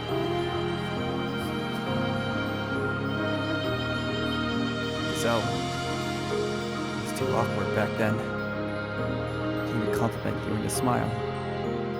To put my feelings into words. It was too cynical to accept what you said at face value. But you know it caused you plenty of grief. I'm not much better now than I was then. But I will tell you this. When I next see you, I want more than anything to let you know how much I adore your smile. How much I don't want to lose you or it ever again.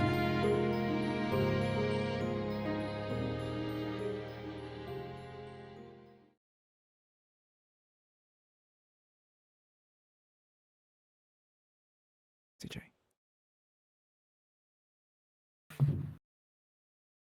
You must never reclaim your old selves. Become my loyal servants, always at my side. And curse them with me, my dears. Eternal suffering on all their souls.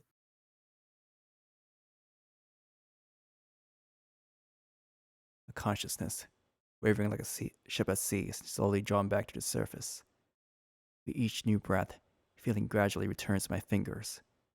You can hear the pattering rain from somewhere. It sounds like a crackling fire. Creak, creak, creak. Takes a moment for me to realize I am in the same spot where I first awoke. I don't know how I got here, but I'm sitting in a rocking chair, hunched forward.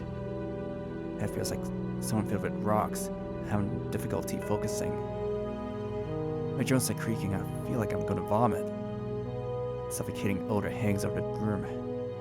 What is this? Giselle. Giselle! Everything comes back to me all at once. That's right. I watched Morgana kidnap her. I watched the witch drag her into the darkness, unable to reach her hand. Where are you, Morgana? Gah. I know you're there, cackling as you look down on me. Say something, witch! I will find you. I will take her back. Huh? What on earth? There's a pool of liquid at my feet, rising just short of my ankles. Sticky and uncomfortably warm. Every step I make, splat noises. This is blood. The mansion has taken on a very different face from when Giselle was leading me through its halls. Blood of unknown origin not only covers the floor, but also streams down the walls and drips from the ceiling. I'm speechless as I behold the dreadful scene. Every breath I take tastes and smells of rust. It's all so unreal.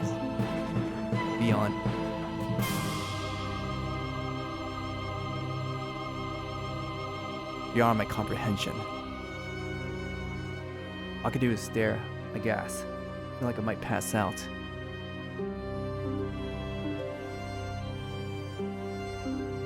A moment.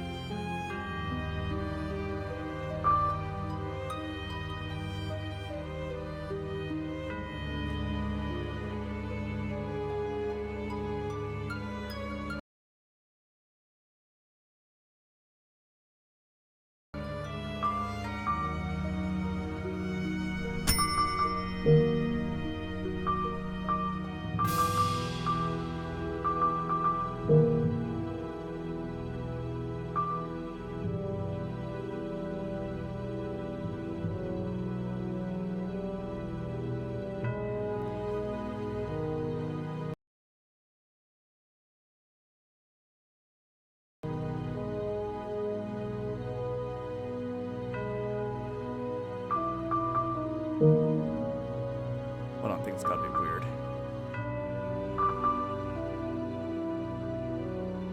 No, not yet. Just a bit more.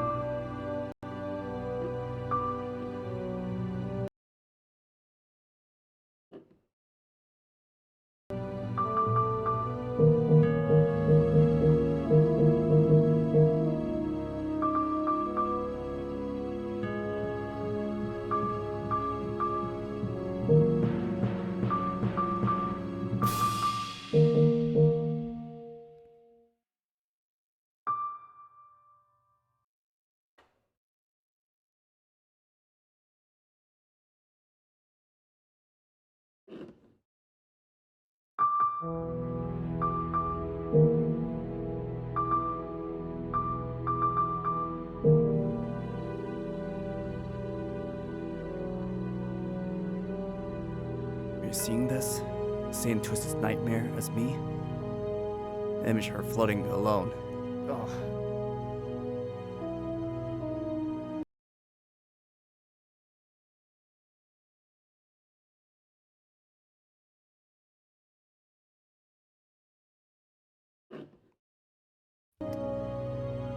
An image of her floating alone in a vast sea of blood flashes through my mind. That vision kicks me into motion. I promise, I will come for you. So please, just hang in there for a little longer. I begin walking, or more accurately, dragging my heavy feet forward. The constant splashing of blood against my ankle grates at my already taut nerves. Morgana told me to find my way to her. I can think of only one place she would be. She and Giselle must be there.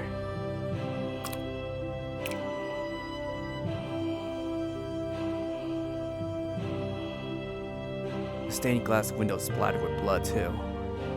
Create trails like streams of tears running down the archangel's face. I gave the window a brief glance before making my way to the door leading to the observation tower. However, why won't it open? There should be a lock. So why? Lustrous black chains sealed the metal door. I can recall no such obstruction present during either my life or my time hereafter. What on earth is going on in this house? No, that's not important right now. What matters is making it through this door. Damn it! I pull and I push, but the chains won't give an inch. I feel sturdy enough that I probably couldn't cut through them either. There has to be some way. Instead of giving up here and gouging the rest of the house, I'm convinced the tower's the best chance. The fact that it's sealed now, when it hadn't been like before, feels like a challenge more than a deterrent. I trace the length of the chain with my hand. At the end of it, I find a peculiar looking lock to which the ends of several chains have been fed. There are 3 keyholes. Morgana fashioned a custom lock just for this. I need to find 3 keys to open the door then. I have no idea where to begin my search. I lived here for more than 10 years, yet it feels like I stepped into a strange land. No, it's not the same house.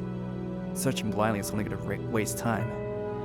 The longer it takes, the more danger she's in. I met someone before. He had a key. It was before I reclaimed myself, when I was exploring the mansion alone. Think, Michelle, who was it? The painting.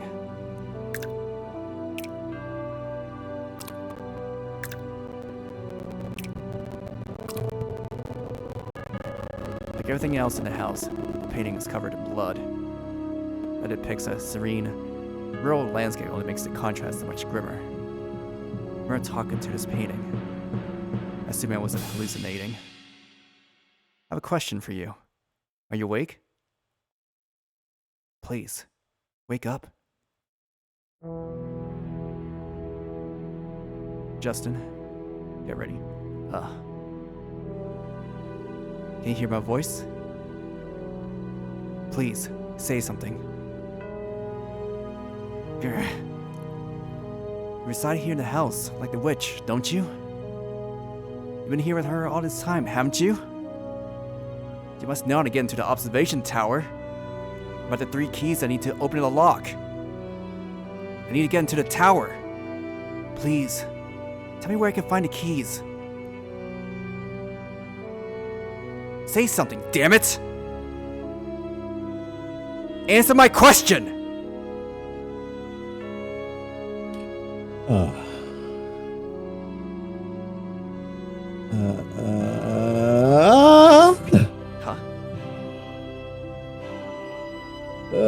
Is someone there? What? What's the matter? I feel kind of strange.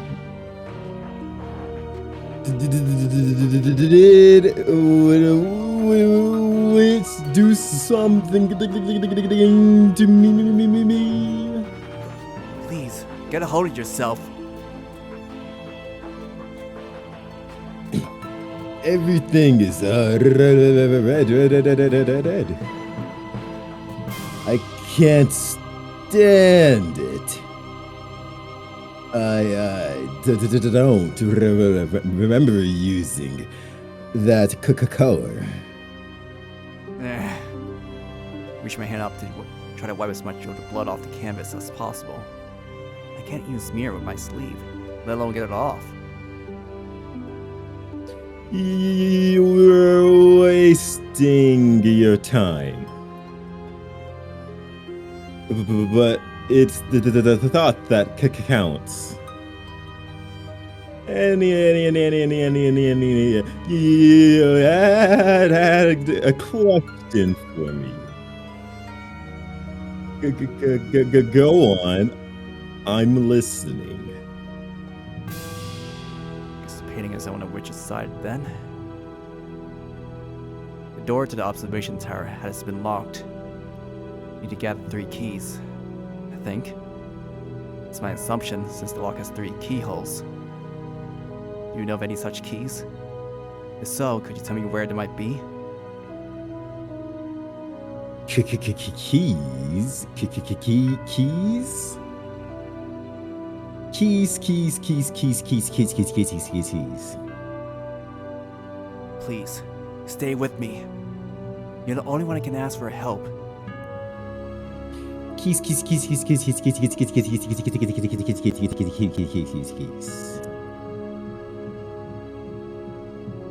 I'm guessing this is probably in some way is some way connected to her past. Her past? The events the witch is always cursing about. What happened between her and those three men? What happened between them? The keys are probably the three of them. The 3 shadows. You must have seen them. 3 men. Shadows. Find them. And you'll probably find the keys too. But watch yourself. They aren't likely to trust you so easily. The depths of their sins grows greater the farther you go. Visit them in order. In order. The first one probably won't be a problem. So tell me something. You're Michelle, aren't you? What? I've wanted to apologize to you for so long. Wait. What do you mean? Do you know me? Did you? What do you want to apologize for? Tell me, please. Could you be... But why? How? When everything else is finished, I'm gonna need to visit this painting again. But now, I've other things to do. The painting gave me a hint about where I could go find the keys. I don't know anything about his past. Morgana's with the 3 men. Never asked her about herself, after all. So maybe I'm going to end up having to do more than simply take Giselle back. As our involvement with the witch causes us to be swept up to a twisted maelstrom of hate. Regardless, I need to get to work. Painting said to visit them in order. Assuming it was referring to the order I entered the 3 doors.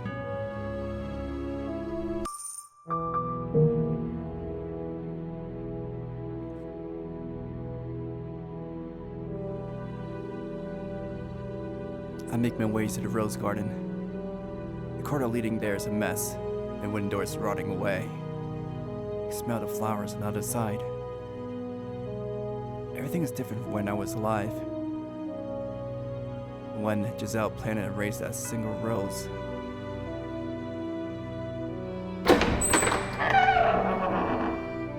A scene from the past spread out before me. The fate of once proudly flourishing roses is now withered and gray. Knowing how beautiful it had been only makes it that much more dispiriting.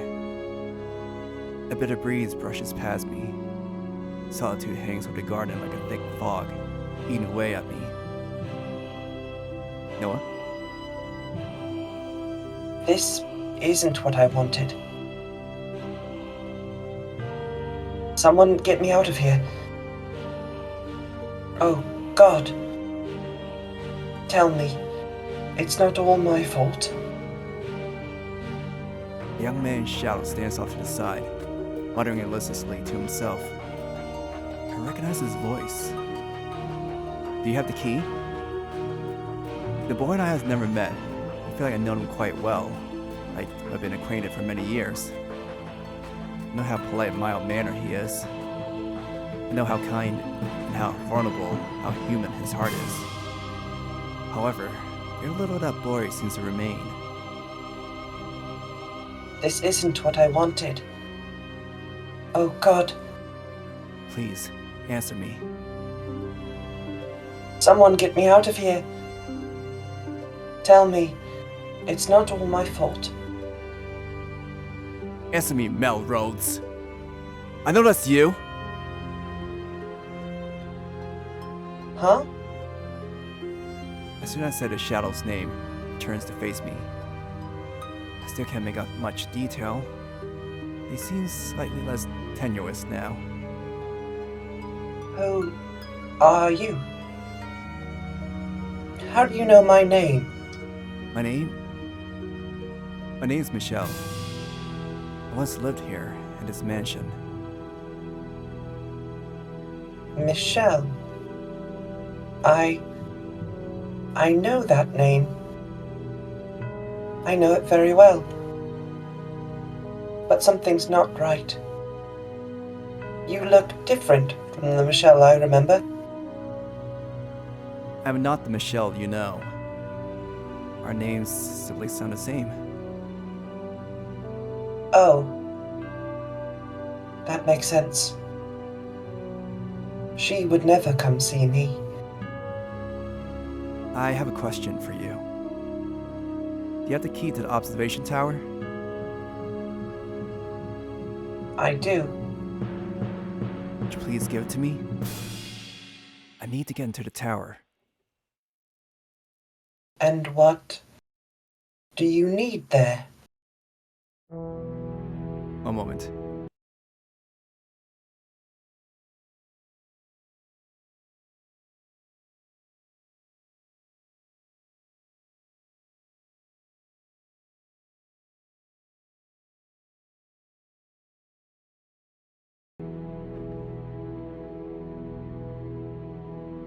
There's someone there I need to find. That's all? It may not sound like much to you. It means a great deal to me. You're not one of her prisoners, then? No. I came here of my own will. To find this person? Exactly. Then maybe you can help me. Helped you how? Set me free. Convince her to release me from this place. I'm begging you. The anguish emanating from the boy's shout so thick it caused me to recoil. There's a thread of dark desperation in his voice. Has he been in prison here for hundreds of years like Giselle? Promise me, you'll get me out of here. Am I even equipped to judge whether that would be a good decision or not? I know of him as his time in the mansion during the era of roses. I know nothing else of his life. I don't even know if I'll be capable of keeping such a promise. Not the strength to save anyone other than her. Do you absolutely need the key? You won't agree to help me without it, will you? What? I dropped it. Over there. Huh? The boy is pointing to the thick bramble roses. Despite the flowers themselves being wilted, the thorns are still sharp. It was an accident, I swear. But I didn't want to scratch up my arm, so I left it there. It's not my fault there are so many thorns. I really want to hit this boy. Why couldn't you have just said so? Because I thought, if I didn't have the key, that he wouldn't help me. There's only so much I can do, regardless of whether you have the key. I cannot promise you anything, nor can I be the judge of you. I see. I do not have enough information to make such a decision. Cheap promises and superficial kindness will only serve to destroy the both of us. Now you excuse me, I'm going to retrieve the key. What?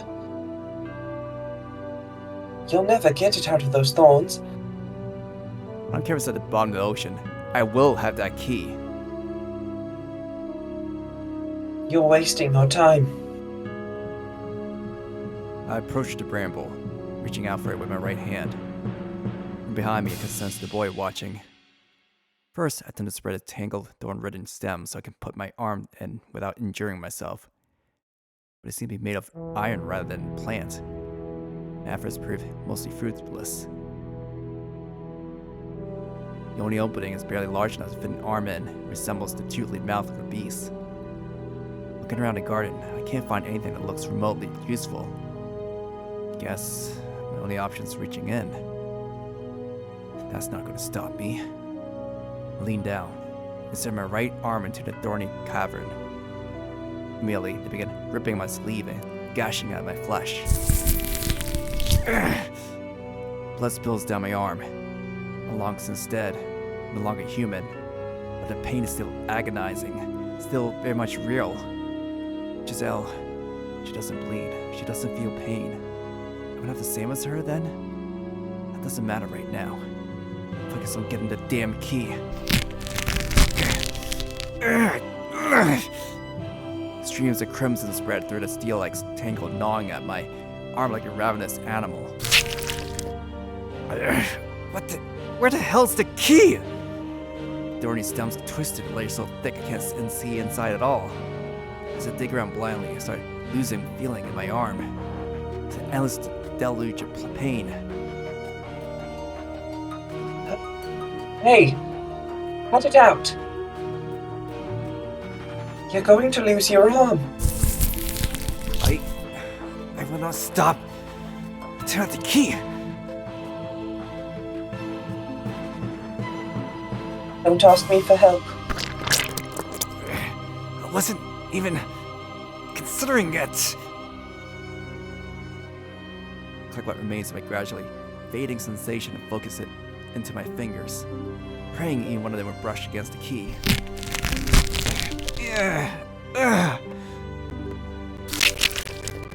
Damn it! As much as I search, as much as I dig, I find nothing so much as resembling a key, which means it must be deeper than I can reach my arm. Even so, I cannot give up.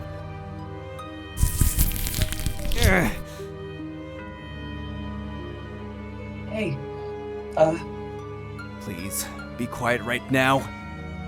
I need to focus. I'm sorry. I do have the key, actually. You what? I'm so sorry. It didn't look like you were willing to help even if I gave it to you, so... Plus, she told me not to give it to anyone, for any reason. Hold still so I can beat you! I didn't mean you any ill will. You most certainly did! I'll give you the key, so please, have mercy. Trembling in fear, the boy's shadow sticks out a hand, holding a key. The arm used to dig through the thorns is so bloody and gashed, I can barely look at it, but it does still function. I still to take the key from him with my right hand.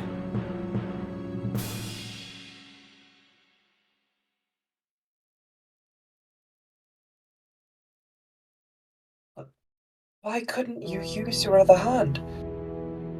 That's gross. That's the idea.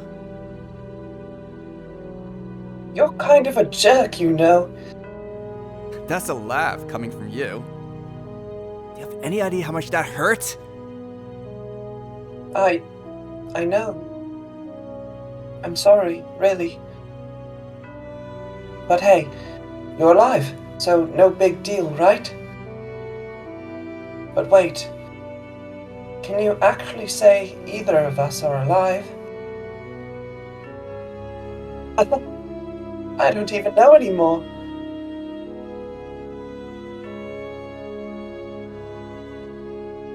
I do appreciate you giving me the key, though. Seeing as it seems to be rather important to you, too. Hey, is this person you want to get back really worth going through all this for? She is. She's the one person that ever loved me. She's waiting for me. I see.